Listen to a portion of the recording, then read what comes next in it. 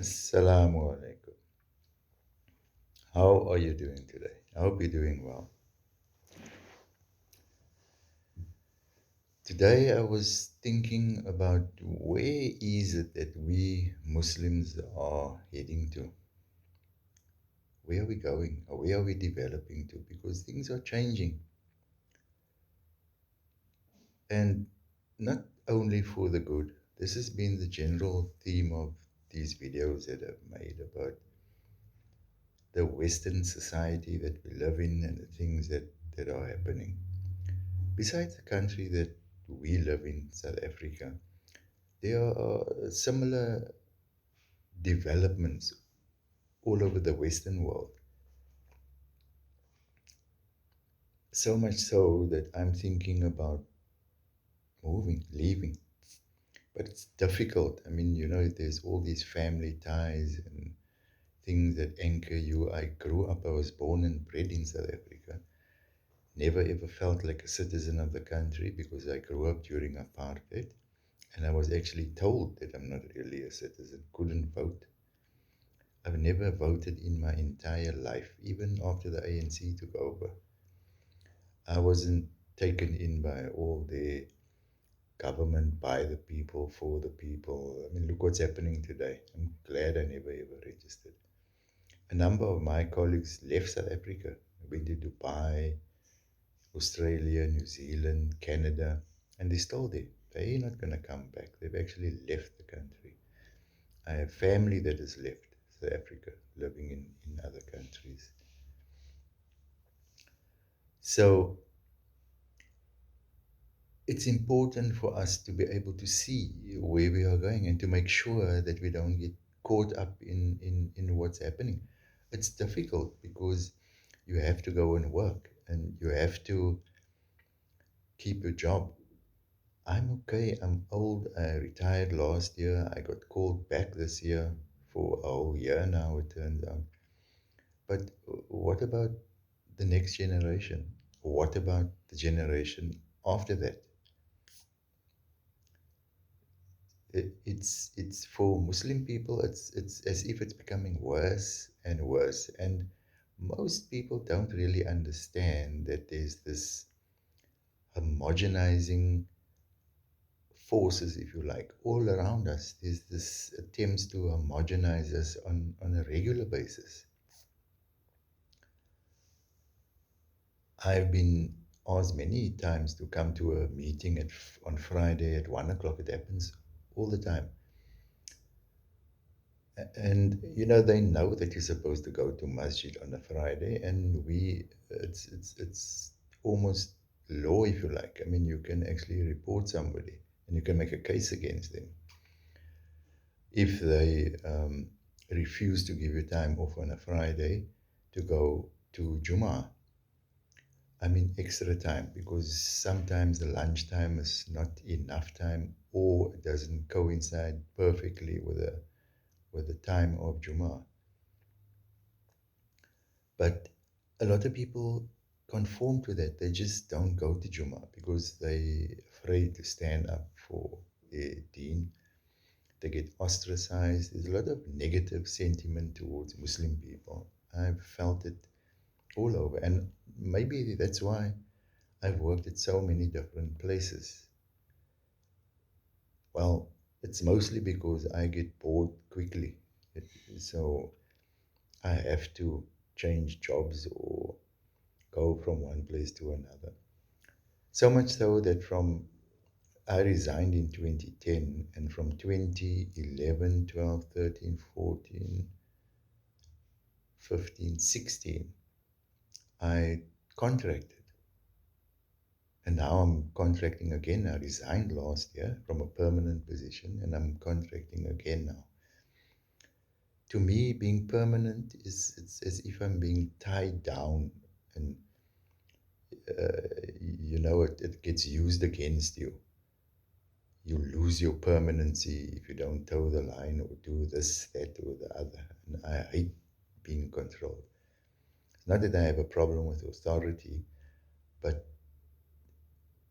most of the time, people who take up positions of authority, they They power hungry. It goes to their heads, and then they think that they are all powerful. I can't take that.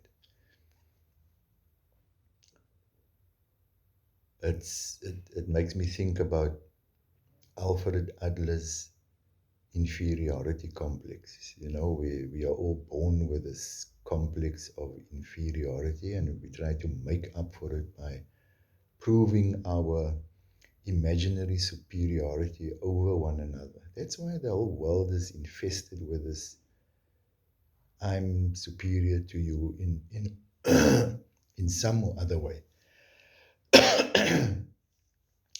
As Muslims, we even have a hadith where the Nabi said that no Arab is better than a non-Arab. No white person is better than a black person, except in matters of piety. So you are supposed to learn, and you are supposed to try to be more pious than the next person. Then you are better, but not just better in terms of the size of your nose or the shape of your nose, which was a thing back in history. A curved nose was a sign of beauty and nobility in a sense. Sounds strange now, but that was a measure of superiority. And that's why those drawings of the Greeks of old, they all have those curved bridges on their noses. It was a sign of um, superiority and exceptional beauty. So we are driven by all these feelings, and I am driven away from people with those kind of feelings. It turns me off completely. I don't feel the need to prove myself.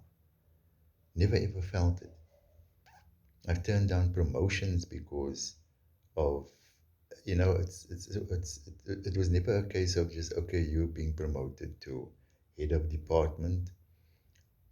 It's more you come to a meeting on Friday at 1 o'clock and join our meetings, or you come to a meeting on a Saturday. No, I'm not interested in that. My family life would always come first. The wife and I are we having empty nest syndrome at the moment. The boys are gone. One has gone overseas. He refuses to live here in South Africa. He's already told me he doesn't want to live here. He can't stand it. He doesn't understand South Africa. Well, neither do I. The other one is married.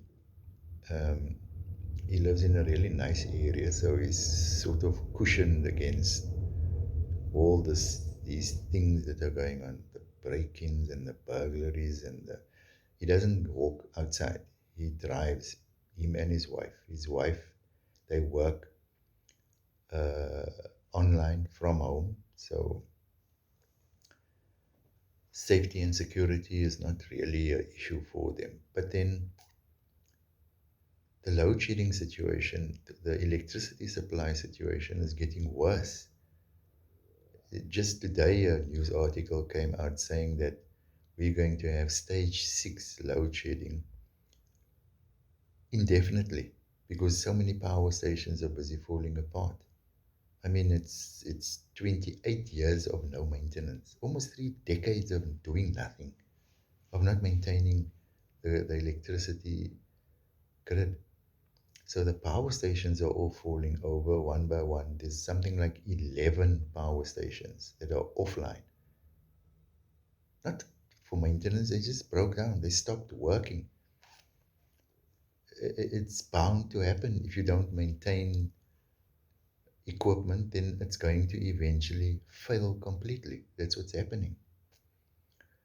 So South Africa is becoming a country just like all the other countries in Africa where there isn't a constant electricity supply 24 hours a day. And that's, of course, going to affect everything else. And so South Africa is decaying. And it concerns me, not so much for myself and my wife. We on our way out, but what is South Africa going to be? South Africa going to be like in the next 2 years in terms of everything? I mean, everything works with electricity. The economy relies on electricity. Businesses are, businesses are being affected. Small businesses are closing down. I'm sure you've seen all those videos of the closed shop windows where shops are just gone. That's happening and has been happening in South Africa. First there was COVID and now there's no electricity. So I'm busy working on a big project to combat that. We're all going to have to do that. And basically, it's about going the free energy way. So the big inverter, start with a small one. I had a small 500-watt inverter with a 70 amp hour battery, and even smaller, I think it's a 130-watt boxed inverter to run the Wi-Fi. But with the 4.5 hour stretches and the 3 to 4 sessions of 4.5 hours, those systems are not keeping up because there's not enough time to charge the batteries.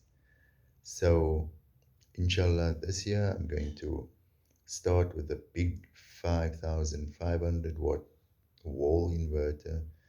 I'm putting it up on the wall here with a big battery, the 5,000-watt battery as well. And then at a later stage, in a few months' time, I'll be putting up PV panels to generate free electricity. You should look into that. We all need to go that way. We have to do that.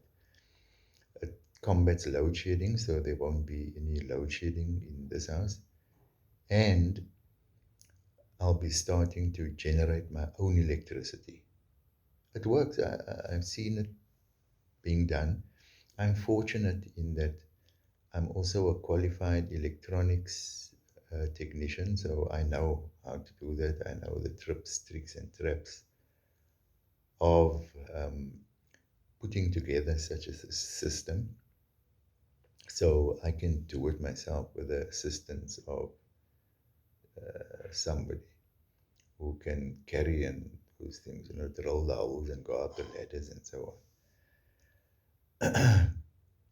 But besides sorting out the electricity problem, there's also a another problem, and that is having an escape route. I mean, I can't move and leave the country, which is escaping permanently, but I'm thinking about having a system where we can move about freely in and out of the country. So, if and when there's a need to go, just maybe live overseas for 3 months or so, then that possibility is there. And that is something that I've been working on for the last 2 years. I still have a year or two to go um, when I can start something like that, because um, that is something that takes a long time. And but I'm going to have to do it, even just if it's there, but they don't use it. My family, that is, and the extended family. But I have to put something in place, especially for my granddaughter. So taken in by her. We'll chat again. Assalamu alaikum.